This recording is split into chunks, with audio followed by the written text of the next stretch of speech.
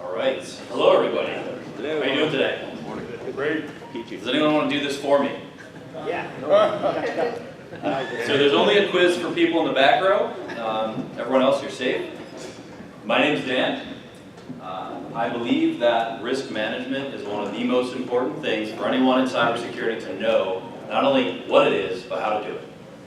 If you don't know this, you will not be as successful as you would be otherwise. I guarantee it.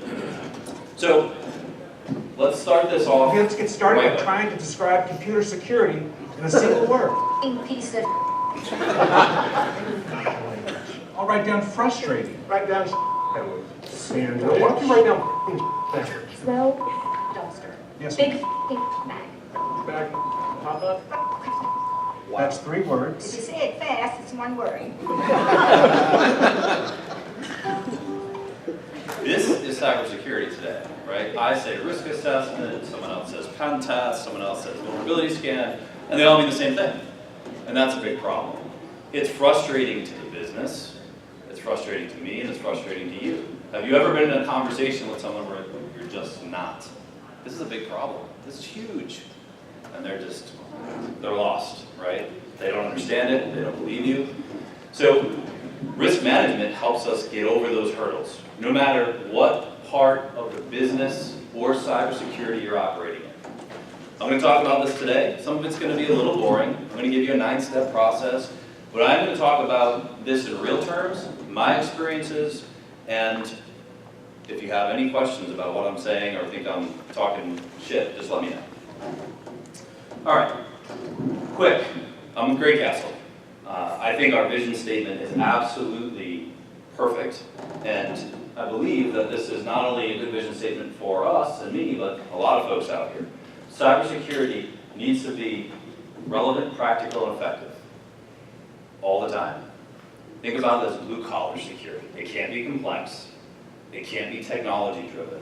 It has to be driven by the business. So one of the quotes that I like is, it needs to be as simple as possible without being too simple. That's really our target. Yes, horses. So for me, this is about knowing what I have and what its value is. Because this fence right here might cost more than the horses it's protecting. And that's not a good situation. We see this a lot, especially with technology. We offer solutions to solve problems that just cost way too much. When I think about it from business terms, that's a bad thing. So what I have to do is not build a $100 fence around a $10 horse. And that's really what risk management helps us do. So as people, we're very, very, very bad at doing that. Does anyone disagree? Well, that's weird. So, technology issue. Give me 1 second.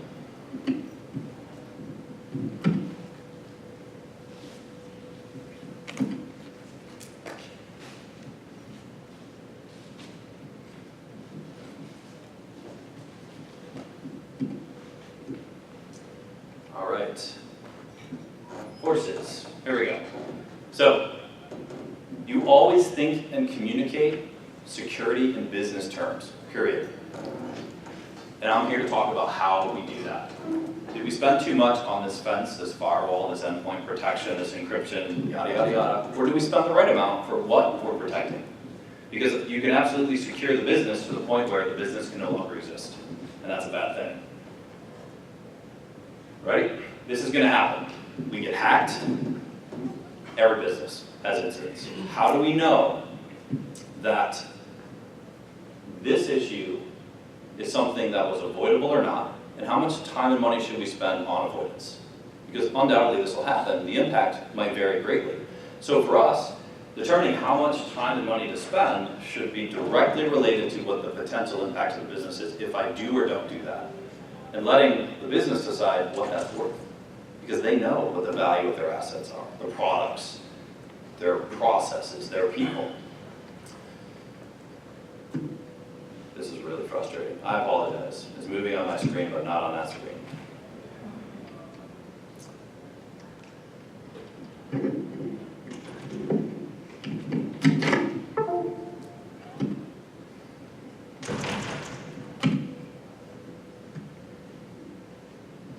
One more time, guys.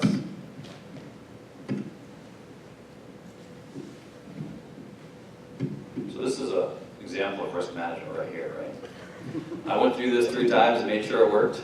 It doesn't work now. What's the real value of that to you? Well, for me, it's not so important because I can go on and BS all day about this stuff. These slides are just for you to feel good that I know what I'm talking about. Yeah, you gotta rework your incident response plan. Yeah, I have a USB drive. Which one's the worst? But here's a short list of things you may have to comply with. Yeah. A short list. I cranked this out in about 60 seconds, things I know of. I'm sure you guys know of a lot more. But all of these, you know what the common thread is? They require risk management. And not just, we built a spreadsheet with yellow, red, green, but actual risk management process. So let's talk about major failure in risk management. Does anyone know how to say this? Yeah, imagine. So imagine no line, right? It's a French term. This is risk management. There was this huge defensive position built after World War I, right? The French said, we do not want this to happen again. And they built the most technologically advanced bunker reinforced system underground tunnels in the world. I mean, this thing had air conditioning, right? And it was built to defend against what they learned in World War I. Guess what? It failed come World War II, 20 some odd years later. So, why did it fail? Technology advanced, right? We went from having these weird little, slowly moving mechanized things thought of as tanks to having these fast-moving panzers and airplanes and all of these things that they didn't consider. So this line was built to block any entrance where they thought the existing machinery and weaponry could get through, and it wasn't updated to address the new threat. It failed miserably, right? But this is what happens, right? People who care. We deal with the same problem. So really the question is, why should you care? Why should I care? But really it's no matter what your position or role is, whether you're the CEO, the Chief Information Security Officer, or you're a junior technical specialist, understanding and using risk to communicate with the business, to build an effective strategy is critical. It's the only way, in fact, to communicate with the business. So you have to avoid jargon and technical terms that quite honestly just make people glaze over instantly. The most important thing to know about risk, though, is if you make a bad decision or make a recommendation that turns out to be really bad, like imagine a line, is that your fault? Absolutely. If you follow a somewhat standardized risk management process the business understands, you are building a defensible position because you did not make that decision. The business made the decision with your input. No matter where you are on the spectrum, in that corporate ladder, that is gold. So you need to protect yourself. Also, this builds a defensible position for your company, right? So why do we do this? That's a big reason. Another reason, because you have to. Most of those regulations I just put up there don't say do this if you want to, you're required to do it. And if I think about what the impacts of not doing that are, it's significant. And today it's getting more significant. Monetary fines are escalating, impacts to businesses and reputations are escalating. Also, you don't have unlimited dollars to spend, so you can't just solve every security issue, and risk management helps you avoid that. Has anyone ever done this? No. There's no way to be completely secure, ever, period. There's no way to be completely compliant, ever, period. We have to think about what is the best way to get me to the best result, and that's what risk management helps us do. If you think technology will solve all your problems, well, are people still getting hacked every day? Are organizations still having huge impacts? Absolutely. Do you think they had a next-gen firewall? Probably a few of them. So we need to learn to manage risk. We need to learn to manage security, but do the most important issues and gaps first. This is absolutely true. People do not make good decisions, right? So we've evolved over millennia. Technology just started, not even 100 years ago, the way we think about it today. Probably not even 50 years ago. And I'll give you a great example. I'll give you an option. You can go stand next to a few vending machines, or you can get in the pool. There's a pool over here behind the wall with sharks. You decide. Statistics tell me that I'm much more likely to get seriously hurt or killed by that vending machine than by those sharks. But you as a person will not, absolutely not, get into that pool with a shark. Anyone get into the shark pool? You You guys are definitely dead. No, but the reality is they're not going to bite you. In fact, they're scared of you, right? But our brains evolved over a long time. We did not evolve with technology. It's going to take a long time for us to be able to manage that risk effectively, and quite honestly, I don't think we'll ever be able to do it because of the complexity of it, the rate at which it's growing, and our inability to compute. If I see a bear and it's angry, it's pretty easy. I run away, right? When I go on the internet, how many bears do you think there are? There's a lot. And you're not going to run away. In fact, you're going to jump right in. So we are not good at making decisions around risk, especially in relation to technology and complex business environments. No one person here has all the information or ability to do that, so we need a process. Yes, right. So you should ask everyone you work with, because this is an option. Do you want to be compliant, or do you want to be secure? Because they're not the same thing. The first thing a lot of people say is, wait, they're not the same thing and I have an option? That's scary. What do you mean? But this is the point. And risk management helps us make the right decisions to decide how compliant we want to be and how secure we want to be. How much money are you going to spend on one or the other, and how much time and effort. Okay, so what happens when we fail? So HIPAA is a good example of why, because they publicly shame, basically, everybody. But it's very valuable because they share all of the breach reporting that they do, and they give really valuable information. Well, 3 of the 4 resolutions that I just pulled up recently, here's what happened. They didn't do effective risk assessment. Guess what? From a compliance perspective, that's a big no-no. Why? Because that's the first thing you're supposed to do. If you have an issue and the auditors come in, they say, oh, show us your top risk items, and then show us what you did to fix them. If you go, I don't really know what you're talking about, you're done. You're cooked. If you don't do these things, not only is it bad for compliance, but it's bad for your program. So one thing I will say is that in the process of actually being compliant, a lot of these compliance regs understand that risk management is one of the most important things. So they're not going to tell you what to do and how to do it specifically for your business and your environment, but they are going to tell you to look at the controls, the general controls that they've published, and what? Analyze that in reference to your business and decide which are the most important to you. Okay. Anything to add? No. I get pretty worked up about this stuff because I see a lot of businesses wasting a lot of time and money. It's our job to prevent that. So risk management. So let's really get dry and define this per NIST.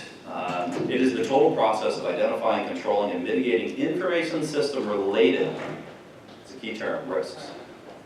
So everyone knows what to do now, right? Okay. So NIST isn't the only standard. There's others. There's ISO 27005 and other risk management methodologies that all pretty much do the same thing. They have some different perspectives, some different options for us, but they generally work. And they all do this, 3 things. First thing we do is evaluate our business against those controls. That short list I gave you earlier. Then we say, all right, of all the gaps that we have, what are the most impactful to my business? What is going to cause me the most harm? Not what is the coolest technology. Certainly I like technology. But maybe the most significant control gap or risk that I have is that, you know what? I don't have an incident response plan. So make one. Or maybe it's, you know what, our access control process on our customer database doesn't give us the ability to limit customer access from other records if they know how to get there. That could be the top risk. The point is, what I do to resolve those are vastly different, and I can communicate to the business really clearly. They would understand what I just said. They might ask some questions, but once I know what those gaps are and what the top gaps are, I can now fix them. Of course, that's not easy either, but we'll work through that. So don't build a $100 fence around a $10 horse. How do I do this? There's 3 things I care about in cybersecurity. A lot of people ignore 2 of these, which is dangerous. Confidentiality, integrity, and availability. CIA triad. I'd like to talk about this a little bit because a lot of people think cybersecurity is just confidentiality, right? Traditionally, been breached, what does that mean? Data's lost. That's confidentiality. I didn't maintain the confidentiality of my customer data, my client data, my own data, whatever it is, or any data that's regulated under any of those standards. Recently, luckily, you can debate that, Availability has become front and center. Does anyone know what brought availability front and center? Ransomware. It doesn't really affect your confidentiality. It just says you no longer have access to your data. Sorry. Is that a cybersecurity issue? Yeah, right? And integrity, good example. Let's say you go to the emergency room, bumped your head or got bit by a shark, whatever, and they pull up your medical record and it's all wrong. That's an integrity issue. How impactful is that if you get the wrong medication or they amputate the wrong arm? Right? That's a big deal. These three factors are significant to businesses as well, because quite honestly, if your information systems have zero availability, you're out of business. How that happened doesn't really matter, but that's the key factor in how I determine risk. Okay, balancing those is the hard part, right? And we have to have some sort of process to get our brains out of shark, bear, vending machine land and into business. So, the good news is that you can never have no risk. And I'm sure everyone's heard this. The second you open a business, you have risk. You will always have risk. The key is having an acceptable level of risk. Now, how many businesses do you think are truly comfortable with their level of risk in cybersecurity? Do you think they understand it? I don't think so. I don't think we have given those stakeholders, the board, senior managers, the visibility they need to truly do that. And they're not sure how to ask for it either. So even if you do a really good risk assessment, you've evaluated all the controls, and you've done some mitigation, there will always be risk. And one option in the risk management process is to accept risk. In fact, you have to accept the right level. Okay? And obviously, no matter how much time and money you spend, there's always risk. So, who wants to how many times have I said risk now? 100. Does anyone want to define what it actually is and what risk management is? It's hard, but it's the potential. So it's not what happened, it's the potential of exposure, loss, or corruption of something or anything of value. Pretty good, right? Risk management, then, is an intentional interaction with that uncertainty. So we're going to put our thinking caps on and say, all right, all the things that could happen, now let's try to prevent those. Or at least do some things that reduce what? The likelihood and impact of that occurring. And by the way, it applies to all aspects of the business, people, process, and technology. Beware of the curse of knowledge. This is something that I talk about a lot, especially with people on my team, certainly with folks that we work with at various businesses. The curse of knowledge is a cognitive bias that you all have. You know too much. And when you try to communicate to people that don't know as much as you, guess what? They don't get it. And you know when this is happening, when you find yourself repeating the same darn thing 3, 4, or 5 times, and you still feel like they didn't get it. That's your fault, not theirs. You have to be aware of this, and you have to find a way to talk in what? Common terms. Risk management helps us do that. But risk management can also be greatly thrown off track if you're not aware of this. So risk management 101, the good news, you do not have to invent this process. It exists. And there are standards that you can reference. Now, if you do invent your own process and you have a breach and you're a covered entity under HIPAA or some other regulation and the auditors come in and say, well, tell us about your risk management process. You're like, well, we just kind of Googled some stuff and made it up. You think it's going to work? No. Not only that, it's going to be really hard to do and probably be very painful. There are standards to help us do this. You do have to select the right standards. In some cases, the right standards have been selected for you, depending on your industry or business. NIST 853, that's a government-focused standard that has been expanded to many businesses because it's all-encompassing. So you do have to be careful to select the right controls. There's ISO 27000, right, which is more of an international standard. So if my business does a lot of international business, I'm probably going to levitate toward that. And then doing risk management. So these are control. With the risk management piece, there are standards for that as well. Both NIST and ISO have good standards. This is how simple this should end up being. Yes, colors. Green, yellowish, whatever that is. and red. High, medium, low. Risk is the easiest thing ever. It's just a calculation. It's probability times impact. If I can do it. The hard part is agreeing on what the actual probability and impact is, and to do that, we need someone to help us.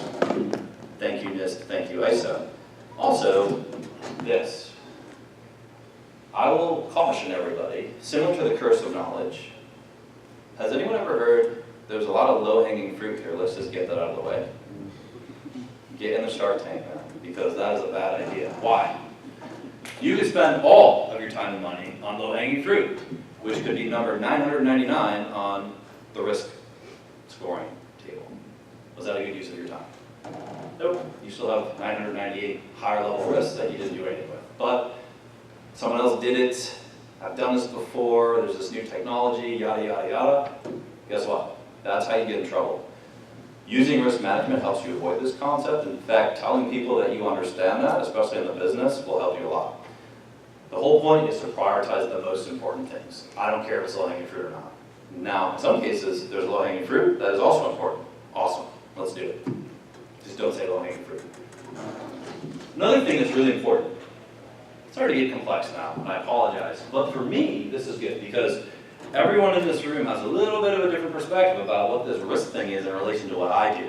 Do I focus on technology? Do I focus on business process? Or do I focus on the strategy at the organization?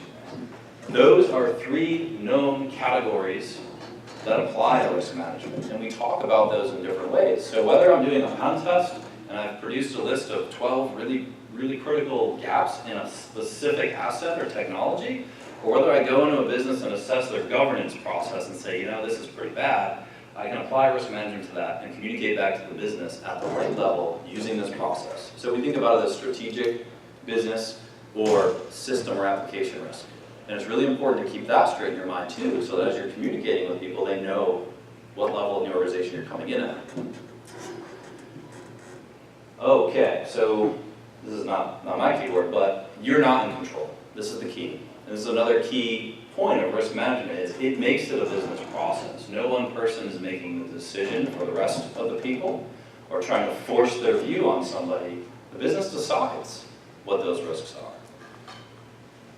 Now, if you do it wrong, you're basically saying, this is what we need to do, trust me, I know what I'm doing, let's buy this stuff, or let's do this. If we do it right, it is the business as a whole will agree on what those top items are. All right, step one of risk management is risk assessment. Let's jump into this. There's 9 distinct steps. There's 9 things we're actually going to think about doing and help keep us organized. And it is used to determine potential threats. Remember, what did I say? Interaction with uncertainty. What are those potential threats? And what their risk level is. And the output of that is to use to identify appropriate controls. Now, when you tell me there's a huge risk, I'm going to immediately say, well, what do we have to do to fix it? That's that step, right? What are our options? Because there's going to be more than one, most likely. And then the output of this is intended for the business. Step one, we need to agree on what the scope is. If you're talking about all the technical assets, and I'm talking about all of our physical locations and the processes we use to secure access, we're not on the same page. If we want to talk about just one location or one part of the business, we have to agree on that. Whatever it is it the hardware, the software? Is it who we partner with? Is it the people or not the people? What's our mission? And what data do we have? And I'm going to jump right into that, because honestly, nobody would be here right now if there wasn't data. This is what drives everything we do in cybersecurity. No data? Go home, right? So, to do a really good risk assessment, you have to know what your assets are, and in our world, the asset is data. And if we don't have some sort of simple inventory to understand what assets we have, data assets, and who owns them, then we have a problem. Because I can't effectively talk about risk at that point. A couple examples. Does anyone think that IT owns all the data, all the assets? IT owns 0 data. Some people that might surprise. The data, IT exists as a service provider to the business. The business owns the data, specifically in the form of business units like finance, they own data. Human resources, they own data. Sales and business development, right, client lists. What about research and development? What about product development? They all own the data. IT just moves it around. Custodians versus owners are two very different things, and when I want to talk about risk, I have to understand where that data is and who owns it, so that I can talk about what the impacts of all these gaps that we find out are. You need inventory. Step two, now that I think about what I'm going to look at and what the data is that's involved, now I need to identify the threats to the organization based on a number of things. Things like past security violations. That's a good way to understand what might happen. It already happened. Things that happen in the industry. Bring in some people that have seen this before. Ask them what happens. The media, right? The news, media, we learn a lot from what's happened elsewhere.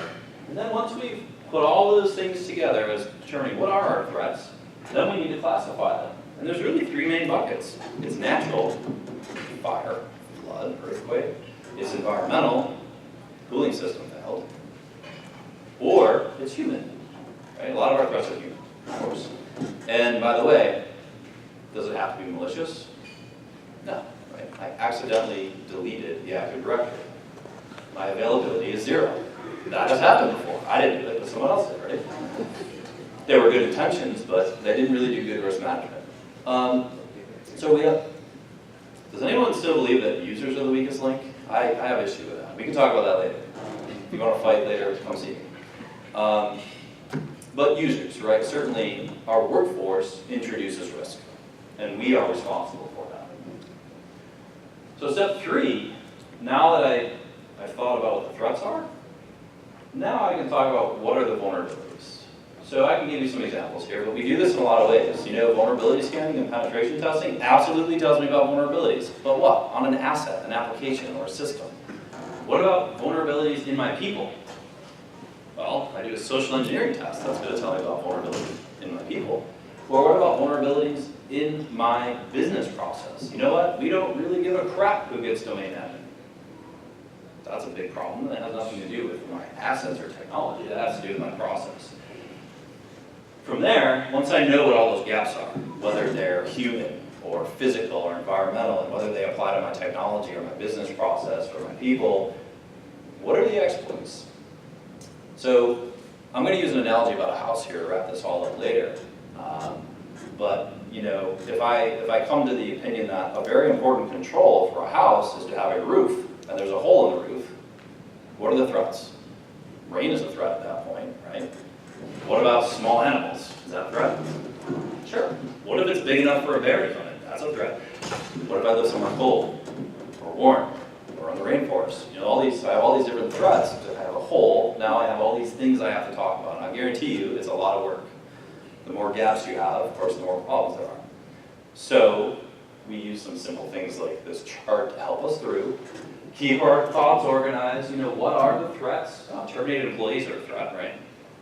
You gave them all domain admin. You didn't remove it when they left. So now what? Fire, unauthorized users. That happens a lot too. And then what's the vulnerability? Well, in fire, our fire suppression controls are not operable, right? And what's the exploit? Well, they're either they fail, or maybe, does anyone have the red button to shut off power in case of emergency? Has anyone seen those in a bad spot? That is an example of a threat. And then what happens? The impact, data center off. Now I can talk about, what's a reasonable way to fix that? Some of these are a lot easier than others, as you can see. Some of them are really hard. So now we look at the controls. So after we've come up with this list of problems and what can be used to exploit them, now I'm going to say, well, what controls do you have? You're going to be like, Dan, you have a tarp on the roof. We're good. Okay. Yeah, from rain maybe. How durable is that tarp? What if there's a hailstorm, right? Or snow or ice, or the bear? Maybe it works in some cases, but not all. Somebody has a plastic cover on the red button for the data center. That helps, for sure. Those are examples of controls that help to what? Control our risk. So what we need to do is talk about both technical controls and non-technical controls. And I think I've alluded to these already. Access control process itself, absolutely not technical. I authorize, someone's manager, I might authorize what they can get access to. Maybe we have a standard set of access for roles, but then unique requests have to be approved individually. That's a non-technical control. What about background checks for new employees? Crazy. Technical controls, firewalls, antivirus, endpoint protection, all this stuff. So we think about these as preventative controls or detective controls, and we think about what controls are corrective. And that helps us to put this all in perspective, so as we move to the next steps, we don't argue, right? We've already agreed. We put them in a spreadsheet, and they're really clear. Is this an effective control? Right? Nice. Somebody thought it was. Let's put up this gate. What about this? No, that's stupid. But we do this stuff every day in more complex ways. We all laugh about this, but I can laugh the same about other stuff we hear about, right? So step 5, how likely is this to happen? Are there bears where I live? No. Great. Why do we talk about that, Dan? Well, dumb, right? But if I live in the desert, it's gonna get really hot. If I live in the rainforest, a lot of rain. So as I move through this process, now that I've identified what could happen, now all I really care about is how likely is it to happen. We're getting to that easy calculation. And then we put in a chart, give ourselves some good guidance that we can all go back to when we start to argue. High, medium, low, we all get that. I like to touch base on these quick. High. Threat source is highly motivated, hungry, angry bear, and sufficiently capable, and controls to prevent the vulnerability from exercise are ineffective. I agree that's a good definition of a high likelihood of that happening. I'm really hungry, that tarp is not going to keep me out. And then we go down, and we use equally useful definitions to keep us all on the same page. Great. I said there were 9 steps, right? So moving on to how I actually determine the risk. So I've done the initial analysis. I feel pretty good that we're all on the same page. How likely are all these things to happen? And it's unique to me. Every business is different. This is the problem. You can't just do this for every business in the world. Why? People, process, and technology are all different in every business, even if you're direct competitors. So step 6, determine the adverse impact of a vulnerability. Confidentiality, integrity, and availability. The impact is a loss of this. That's all we talk about is, I lose confidentiality, I lose integrity, I lose availability. Now, when I think about this as the impact, well, let's use some real examples. Ransomware. What's the impact of that? What do you guys say? It depends. Do you have a way to recover your assets quickly or not? Did the ransomware also encrypt your online backups, which were really awesome when you bought them because they're fast, you don't need tapes anymore, but now it's encrypted, you don't have tapes anymore. So that could be pretty impactful. Or we can go to the bear. What happens if a bear is in your house? Not good, right?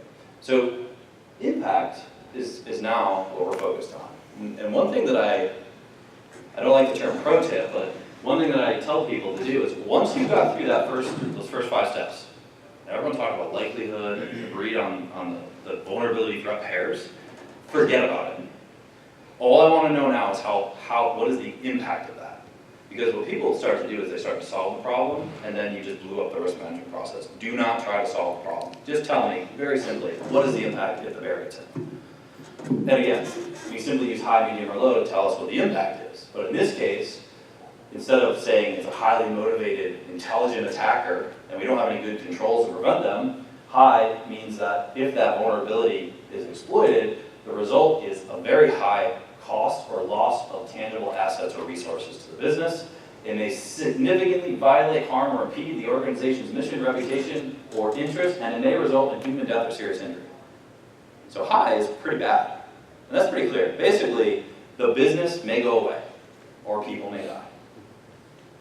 As opposed to low, if this happens, there's some loss of tangible assets, and it may noticeably affect the organization's mission, reputation, or interest, but you carry on.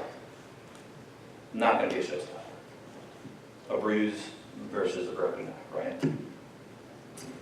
That's it. We just did risk management. Now what we're going to do is we're going to take each of those, the likelihood and the impact, and consider the controls that you have in place, so that we understand how to reduce the risk and just multiply them. So when I do that, I come up with that chart I showed you earlier, and I can talk to the business in very clear terms. Now, we talked about impact, we talked about likelihood, we classified those. That was just to get us to this risk rating, right? And pretend you had a 1 through 10 score.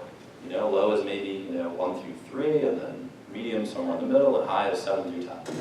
If I was to multiply a 10 for impact times a 10 for likelihood, that comes out to 100. If I multiply a 1 and a 1, that's a 2. I can very quickly sort those from largest to smallest, and then I go to the business and say, hey, based on a risk management process and the definitions that you helped us come up with as to what high risk is, we have 4 of these.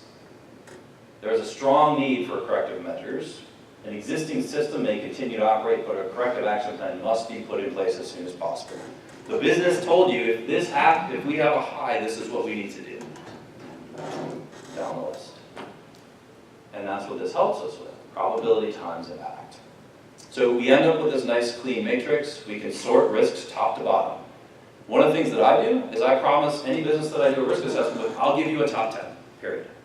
Not 300, not 500. Certainly there are that many gaps in their controls, but you'll get a top 10 risks. And by the way, I don't tell you what they are. I just help you do this risk management thing. You tell us what they are. So control recommendations. Now that I got the picture and I know there's top 3 or 4 high risks and some moderate risks, now we can start to talk about what's the right amount of time, money, and effort to spend on remediation. And I don't waste time, money, or effort because we're all on the same page. I can do things like cost-benefit analysis. I can talk about the feasibility. I can look at if I have specific minimum levels dictated to me by law through legislation or regulation, or what else? Business partner contracts, that's a legal agreement. Certainly that's part of the mix. And then I talk about these in form of maybe, what is our policy? Does our policy need to change? Is that all we need to do? So yesterday we didn't require an incident response plan, now we do. The board agrees. Yes, we need that, it's clear. So the policy says we'll have one. It'll say who owns it, and that person will go do it. Of course, it's not always that easy. So, moving on to step 9, now you can document this stuff. It's already done for you in most cases. You talked about all the problems, you talked about how likely they are to impact, how likely they are, what the impact would be. You've sorted them from top to bottom based on risk, and you've made recommendations around should we change our policy, should we change our procedures, should we do something with our personnel, maybe we need more people, or maybe we need to train our people. Should we adjust our facilities? Should we move that red button somewhere else? Should we change our technology? And maybe, should we get more insurance? So if you think about risk management, it's all about accepting risk or coming up with a way to make that risk acceptable. In some cases, you can't do any of these top line issues, and the business may decide it's worth a certain amount of money to them to go to their insurance company and say, look, we've identified this risk in our business, we cannot solve this now. Will you write? Will you give us a rider for our existing policy to help us if this happens? They're an insurance company, so yes, they absolutely will. And that'll cost a certain amount of dollars. The business will say, okay, is this worth $5? Or is this worth $5 million to us? The business will decide. I'm not going to decide for them. All right, so recap. What are we talking about? What are the boundaries? What's the scope? What are the vulnerabilities? What are the threats? I don't really care about threats if there's no vulnerability. What existing controls do we have? What's the likelihood of that occurring? What's the impact if it does occur? Multiply those two together and you get a risk. Sort those top to bottom. Top risk comes to the top. Everyone knows what risk means in the business because they defined it for you. You can talk about reasonable controls. Those will cost money or take effort. I can quantify that pretty easily. And I document the findings in a nice report so I'm compliant. Everyone can read it anytime and say, wow, you guys did an awesome job. That's it. No, just kidding. There's a couple more things. Let me ask you a question. So, hole in our roof. Your house has a hole in the roof. What do you do? Yes? Stick a finger in the hole. Stick your finger in the hole, so you're going to mitigate that issue. Anyone else? No, seriously, what is your immediate response? Hire somebody to fix it. Fix it. Does anyone disagree? Disagree. fix it. Why? Because if your house looks like this, who gives a crap about the roof? There's a tree in your living room. There's no windows, no electricity, no heat, and quite honestly, probably did not work. This is our problem. We see an issue, and we immediately say, how do I fix it? And what do? You actually start to fix it. You just spent $20,000 on a roof. You just threw that money away. In fact, you made people feel safe, which is even worse, and avoided the real issue. Risk management is designed to avoid this. So as people, we are super bad at that. Trust me. And there's many examples. Read some books by Bruce Schneier. He's awesome at explaining the psychology that affects us in this technical age. So, real quick, what is risk mitigation? So I told you I was going to tell you about risk management. There's a couple pieces to this. It's the assessment, right? Now, how do we mitigate? Well, luckily, NIST defined that for me again. Love those guys and girls. Prioritizing, evaluating, and implementing the appropriate risk-reducing controls recommended from the risk assessment process. That's actually not too hard to understand, but the translation is how much time and money should we, the business, spend to be reasonably secure? That is the translation. That is what risk management gives you. Does anyone know who Captain Risky is? Yes, there's a jet engine on the roof of his car. And he will actually be out of the car while the jet engine is going, and the car is on two wheels riding the car, right, with the jet engine going. So, is that a reasonable risk versus reward? How much does it pay? Right? What's it worth? Obviously, to Captain Risky, 100%. I encourage you to look this guy up. He is insane. So, but I guarantee you, he did some risk assessment and came up with, he's got a helmet on, that's good, right? But it's this easy. You know, this is funny, but it's true. This is what we're doing. There is a jet engine coming at you in the form of a cybersecurity threat, and you are in that car, right? What do? Do we want a helmet? Want a fireproof suit? Do you want a roll cage in the car? You know, we probably want lots of things. So let's go through this quick. This is a little easier, but there's a few things that I think are really, really, really important. This is not a technical function at all. Has anyone got that? Not got that by now? This is just about making the business aware, allowing them to decide, and then giving them visibility to the process. So prioritizing our actions. So those controls that we decided to put in place based on what we learned need to happen. So what's the order? Who's first? Well, I'm probably going to try to do the controls for the top risk items first, but interesting story, it doesn't always work that way. Because we might not have the right resources, we might not have the money right now, so we do have to go through and prioritize our remediation. The other thing is, it's not a straight line. There's some parallel functionality going on here. If facilities is fixing the red button, can the technical people fix the availability issue with ransomware and backups? Sure, we can do it at the same time. Step 2, we evaluate those recommended control options. So now it's time to actually do it, right? We've been given some options for controls. Now let's, put the rubber to the pavement and go here. Make sure they're reasonable. Make sure we get all the details nailed down, and then have the people that know that make that decision and address all those details. Step 3, what's the cost? And is it feasible? I go back to the business. Yep, we did all our homework. We got the recommendations from the risk assessment group. Now, the technical team came back and said, yeah, this makes sense. Here's all the details we need to worry about. Here's some compatibility issues. Here's the total cost of all the modules and all the other things I need. Give that to the business. Say, is it worth it? And they'll say, there'll be, a lot of times there's other benefits to consider too. Like, hey, by the way, if we do this, it also solves these problems. So, finally select those controls. Step 5, critical. Somebody owns it. It's not a spreadsheet that says, we're going to implement this. It's a person, a singular person owns that remediation item. They're the owner, and they will have help, and they'll coordinate, but it needs to be owned. It's actually a requirement. They need to have the right knowledge and expertise to do it. And then develop the implementation plan. So document the plan for actually implementing those controls. Think about what resources, priorities, and schedules need to be put in place. And hey, this guy or girl, go, do this, own it, make it happen. By the way, these reports usually go to the board or equivalent. They want to see what the progress is, what the estimated timeline is, and then next quarter when they meet again, they say, where are we at? Are we on track? Are we not on track? And if we're not on track, why not? And then implement the controls. So certainly this piece sounds easier, but if you don't have an owner, and you don't have support at the highest level, what happens? Probably doesn't get done. Because you're working in a vacuum or a silo, that's a bad thing. The other really nice thing about risk management done right is the business will tell you what it wants and will support you in that process. It's not me over here with a megaphone saying, you have to do this, and they don't hear me. So let me give you a little cheat sheet here. By the way, everyone can have a copy of this presentation. There's 4 things you should ask when evaluating controls. First of all, if control would reduce risk more than needed, which happens a lot, hey, we have this wireless vulnerability.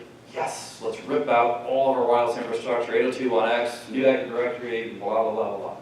See whether a less expensive alternative exists. This is about cost and risk, right? If control would cost more than the risk reduction provided, so you recommended something that is greater than the total revenue for the business in a year, find something else. If control does not reduce risk sufficiently, then look for more controls or different controls. So there may be a suite of things that solve that problem. Or maybe there's another option. Go talk to people you know, get some opinions. And if the control provides enough risk reduction and is cost effective, then use it. If all else fails, ask what would Captain Risky do, right? That's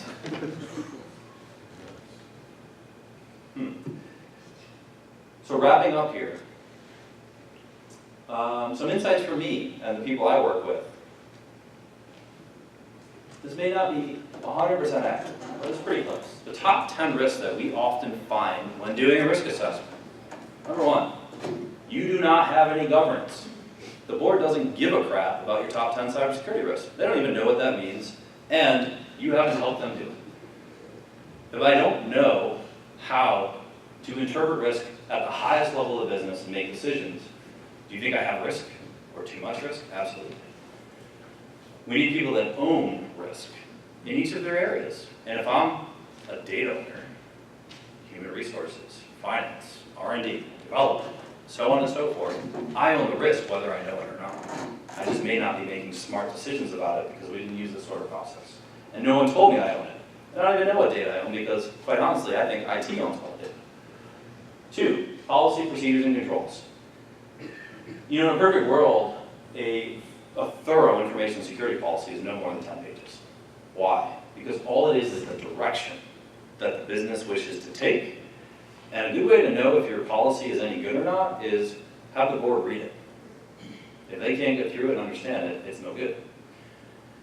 All the other things behind that, like your control standards, which are derived from the direction, yeah, you can have hundreds of pages of that stuff, and a subsection of those are owned by who? HR, finance, technology, so on and so forth. And then the procedures that support those standards may be even more in depth.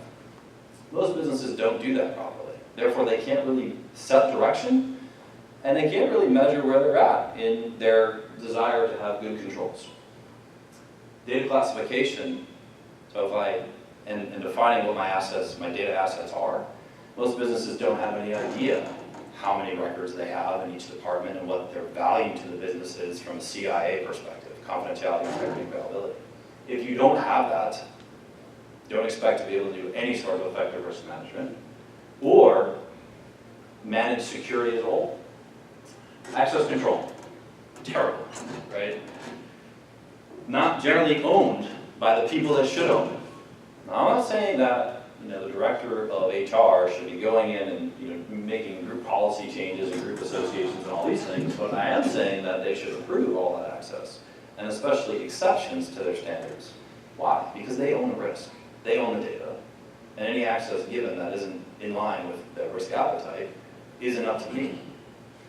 It's also a major reason why organizations get hacked all the time. Too much access. Either advertently or inadvertently. Incident response. We do not have a plan. We don't test the plan. That's IT's job. Vendor risk management. You've shared all your data with a vendor. You have no idea what they do for security. Pretty bad idea. You're putting stuff in the cloud. You're letting people connect to you. Whatever it is. whatever you define as your direction, your policies and your standards, if your data goes somewhere else, all those same things apply. How do you ensure that those third parties are doing it? Some research reports that up to 2/3 of breaches in some couple of years ago were because of vendors. Why? Because I feel really good when I partner with a vendor and they say, yeah, we got a security program. Great, check. Awareness and training, right? Workforce, not just end users. So let's be careful here. Everybody in the organization has a security role. I don't know why I'm picking on the director of HR today, but I am. The director of HR has a security role. Do they know that they are responsible for approving all access to their assets? And do they know how to do that? Have they been trained on that? Does the development team know how to integrate security into the SDLC? Have they been trained on it? Do the physical security guards know how to report physical security incidents? Do the end users and employees know how to report physical security incidents? And it just goes on and on and on, right? Secure configuration baselines. So this is the first technical issue we've seen, right? This is actually technology focused. Not having a standard for how my firewalls and wireless and servers and policies should be configured means that, what? I do best effort. When we set it up, it was good. 3 years later, is it still good? I don't know. I don't have a baseline to compare against. Dan's pretty good at this stuff, so I feel good. Do people go in these systems and change settings every day? Yes. And how do you know that it's still in line with what you decided was a reasonable set of controls? So I can think back to a really simple example. A college has a reportable incident that, I'll make it fast, boils way back to somebody unchecking one box in their spam filter. That's it. Someone turned off the rules that blocked the bad file types. Previous to that, everyone decided, yep, here's our list of the files we're going to block in general, go. Wasn't in a baseline, it was never checked. Somewhere, somehow, someone turned it off. Never turned it back on. Logging monitoring or security event management, huge problem. It's almost the same issue. If I don't define what I need to do and who's responsible for the different pieces of that, how do I actually know I'm doing it? And then vulnerability management, right? Everyone has a vulnerability management and patching solution, but if we go in and assess its efficacy, we see that there are things missed because I have to configure it in the right way. It has to be able to integrate with all of my systems, have the right permissions. How do I know it's working? Usually it's not, or partially. So to make it really simple, those issues can be put into 3 categories. Business process, people, or technology. And this is a summary of, I think, all the risk assessments that Greg Castle did last year. The majority of the problems were in the business around cybersecurity, period. The next biggest group was in the people. No one knew their security role. No one knew the difference between a data owner and a custodian. You knew it. And then technology, this big. Why? Because we've been thinking about cybersecurity as a technology problem for how long? Very long time. And quite honestly, we've got the technology we need, but we don't have the processes we need to support it. Critical success factors. Yes, don't buy an umbrella and hope that it rains. But don't buy an umbrella and expect it to work in a hurricane. Right? That's exactly what we're talking about here. Let's understand our risks. And by the way, don't hope at all. No. Have it defined, have the business make those decisions for you. Really important, I'm going to come back to this. Own it. If all of the steps that I've just spelled out are not clearly owned by somebody, this will fail. It'll be like all the other stuff we try to do, that we end up with some list of stuff that's in some spreadsheet on the drive, and we did it, we felt good about it, we didn't do anything with it. You need to have an owner for risk management, then you need to have an owner for the remediation. It needs to be visible, and it should absolutely go to the board or equivalent level for approval and tracking. That means it's important to the business. Sounds simple, but a lot of organizations still don't get it. You're either building a defensible position or you're not, for your business or for yourself. So ask yourself, are you compliant or secure? And how compliant or secure do you want to be? Will your process stand up to scrutiny? You had a problem. Auditors are there. Did you do the right stuff? Because quite honestly, if you did the right things, you're still going to have problems. Hopefully they'll be less. They're still going to occur. So are you going to be the 3 out of 4 from the HIPAA review that didn't do it right, or are you gonna be the one that did? And of course, if you need help, get help. That's really an important message because this process sometimes is really difficult to implement. Why? We're literally bringing the whole business together to do this. So we need people invested from all of the business units to make that successful. And that is it. If anyone has any questions, happy to answer them. So, sharks or vending machines? Yes. Since you mentioned people need to own it, in my observation, this is my personal observation, whenever you walk into an enterprise, sometimes, even with senior management support, Yep. you try to assign ownership, and it's about, I've described it as trying to make my children stop playing video games, right? They just resist continuously. I wondered if you encountered that and any successes that you had in addressing that. So let me rephrase the question. Find it very difficult to get ownership around this process and the remediation, and what tips do I have in helping to get the business to not only recognize, but support those owners? I think the question is more along the lines of the individual people resist it. Yeah, okay. So individual people resist it.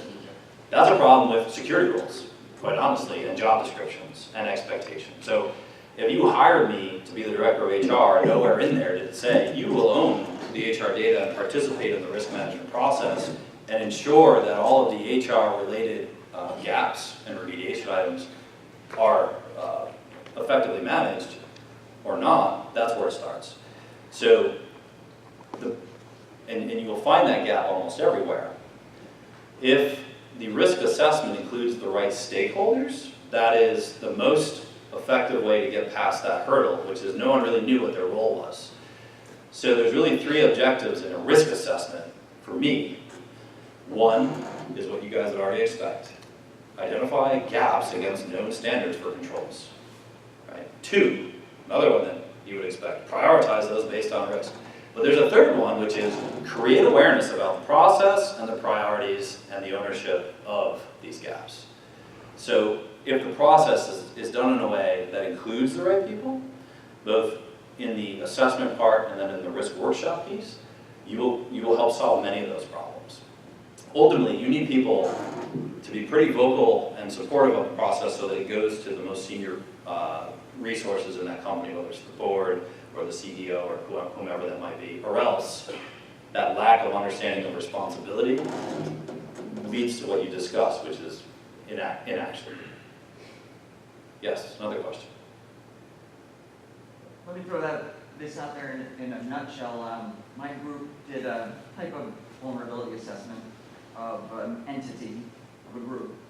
And we immediately saw things like, the virtual center login out on the internet, or Oracle applications that are out on the internet, these kind of things. Just bad stuff. Yeah.